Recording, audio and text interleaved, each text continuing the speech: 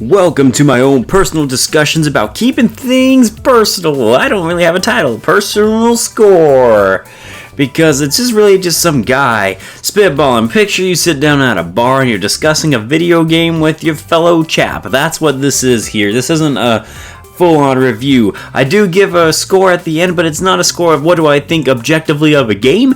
It's just on a scale from 1 to 10 on a 0.5 basis, how much I enjoy a game. And I have to say, Octopath Traveler 2 is quite tasty. Because see, if you never played the original Octopath Traveler, let me give you a brief rundown. Basically, there are 8 characters that you get to play as, and they do team up to take out the enemies and bosses within the game. They do technically join forces and work together, but their stories are told separately. So when I say together, picture I put quotes up there for you, because similar to the first game, the stories don't necessarily intertwine as well, although they did definitely improve their interactions in the sequel compared to the original. But yeah, you get basically 8 individual stories, and then at the very end you get a nice little special ending if you manage to finish it with all 8 stories. I really actually kind of become a big fan of this formula. I wasn't really sold on it in the first one, but the second one really sold me on it, and I think the reason behind it is just simply because I found each character's story to be interesting, whereas in the first game, I only found about 4 or 5 of the stories to be good. You know what I'm saying? But in this one, all of them. All of them are great, with some of my favorites in particular being Throne's story and Agnia's story. And that's a beautiful thing though about Octopath Traveler 2, whereas I kind of thought it wasn't that great of a thing in Octopath Traveler 1.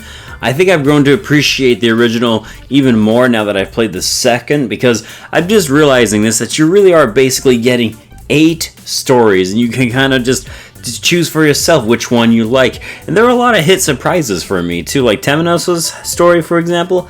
I just immediately fell in love with this guy, this crazy guy who's over here claiming to be this person of God. Then at the same time, he's like, ha ha ha, but do I believe in God? I love it. I love all of the contrast here in this game. And they did so many other little minor things that are both familiar in the original, but have been improved upon in this game. And I'm not going to go into all the finer details because, like I said, this isn't a review. I'm casually talking here, y'all. But it was great. It was great. And if I could say one thing that really stood out to me about this game in particular, the soundtrack. Oh, gosh.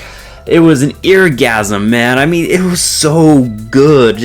I jump onto YouTube regularly and just listen to some of the gosh dang tracks on here because they are just, really, really well done. And I don't know if it's just me or if I'm going crazy here, but I do feel like Octopath Traveler 2's art style is just somehow elevated in this game compared to its predecessor. And it has to be just me, because at the same time I'm over here thinking to myself, but Octopath Traveler has the exact same art style. It still has this 2.5 HD approach, you know what I'm saying? And that game looked really awesome on the Nintendo Switch, but this game just somehow is more eye-popping on the Nintendo Switch.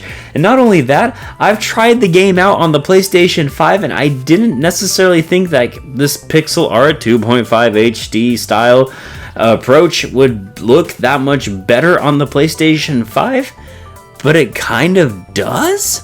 So I think no matter what version you play, because I've tried the game on both of them, it's stellar, man. It's just really up to you. Do you want to play this game with better graphics and performance, or do you want to be able to play this game on the go? And I really don't think you can choose wrong.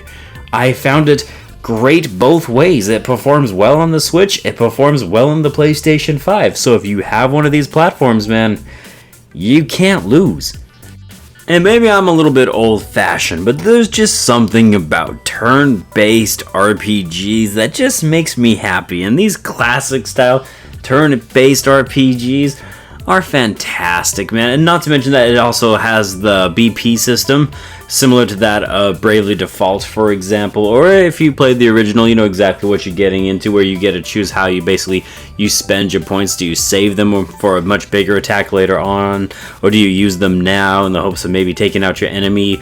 You know, it's good, man. It's just I love the battle system in this game. I definitely found the boss fights to be a fair amount of challenge. Nothing that you can't beat, but you know, at the same time, you do on occasion have to do a little bit of grinding, or maybe it's just a skill issue for me. Sometimes I definitely went back to the woods and killed a few sheep, you know what I'm saying? I just didn't actually kill sheep, guys. I killed a bunch of random enemies. They weren't sheep, but you know what I mean.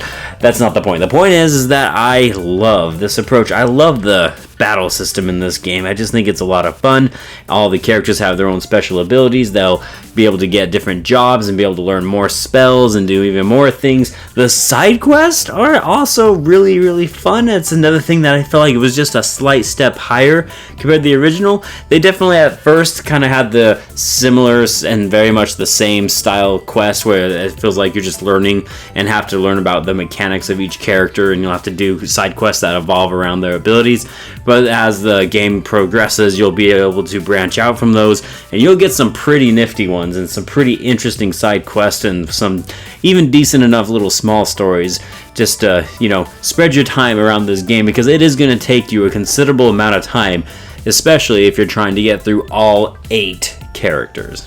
So if you are like me and you liked classic turn-based RPGs, or maybe you like the original Octopath Traveler, or you played Bravely Default, for example, on the Nintendo 3DS, may I suggest that you give Octopath Traveler 2 a chance. I think it was, personally, at least for me, it was worth a $60 purchase, and I enjoyed it so much that I even went and picked it up on a sale. I'm not going to double dip that much again, but I did pick it up on a very good sell price for my PlayStation 5 just to see how good and great it looked and how it performed. And of course it looked great and performed really well on the PlayStation 5 compared to the Nintendo Switch. But at the same time, like I said, I have zero issues with the Nintendo Switch version of this game. So it is just a stellar game from beginning to end, in my personal opinion. And on a scale from 1 to 10, how much did I enjoy Octopath Traveler 2? Well, I'm gonna do it. I'm gonna give it a 9. I very much enjoyed this game. Some might even say I kind of love this game. But I'm one of those people. I mean, of course I am. I'm the guy who's talking about it, right? But yeah, on a scale from 1 to 10, how much did I enjoy Octopath Traveler 2? I'm doing it.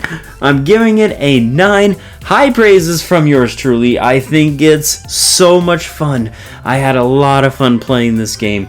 So do yourself a favor, give it a chance. I don't think I need to tell you any more about this at this point, because I'm already over here telling you all about how awesome it is. And this, my friends, concludes my personal score thingamabobber. Seriously, title pending, man. I don't know. I'm not certain what I'm calling this segment, but if you enjoyed this segment and you want to see more things like this, you need to let me know in the comments down below. Seriously, leaving a like doesn't really do much, but if you want to pelvic thrust the like button, you're more than welcome to do that as well. And subscribe, that also helps. I hear if you ask for subscriptions at some point in your video, it apparently makes people more inclined to push the button. I don't understand that. Like, that doesn't make sense. I figured people that would want to watch these videos or watch my channel would just do it naturally, which is why for years I haven't been asking for subscriptions. But then again, maybe that's why after 7 years I only have 1,000 subscribers, because I don't traditionally ask for that. So I need to start doing that if I want to try to grow my channel properly. But anyways, guys, that's not what you're here for. Thank you so much for taking the time to watch this. I am Bradley Overrated, out like a trout, glory to mankind, and I'll see you on the next one. Take care.